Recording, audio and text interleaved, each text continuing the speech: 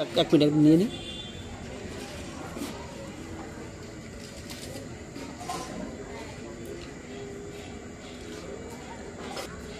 যারা আসে বুধবার রবিবার সবাই নেবা, এরা মাত্র এই আকাশটা, যারা নেই তারা তো নেই।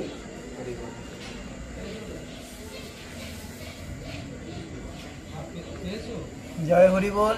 সকল হরিভক্তকে প্রণাম জানাই।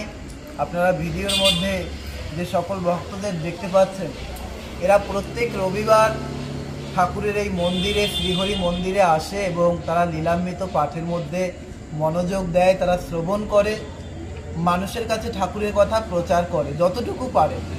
তাই যারা এই ভিডিও দেখছেন সকল ভক্তকে আমি অনুরোধ করব যে আপনারাও আপনাদের নিজ নিজ বাসভবনে বসে হোক বা নিজের এলাকার হরি মন্দিরে হোক, সকল ভক্তরা একত্রে মিশে আপনারাও প্রতিদিন যতটুকু সম্ভব হয় লীলামৃত পাঠ করুন, লীলামৃতের কথা প্রচার করুন। কারণ লীলামৃত বহু বছর আগে ছাপা হয়েছে, কিন্তু আজকে আমরা লীলামৃত পড়ে ঠাকুরের কথা জানতে পারছি, বুঝতে পারছি।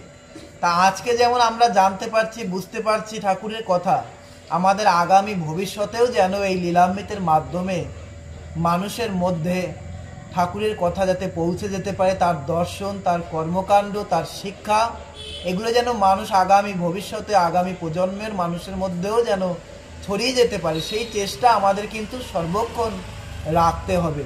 সমস্ত কর্মের মধ্যে দিয়ে যতটুকু সময় পাওয়া যায় আমরাও কিন্তু ঠাকুরের এই লীলামৃত প্রচারের কাজে আমরা আগ্রহী হব এবং মনোযোগ দেব। জয় হরি বল।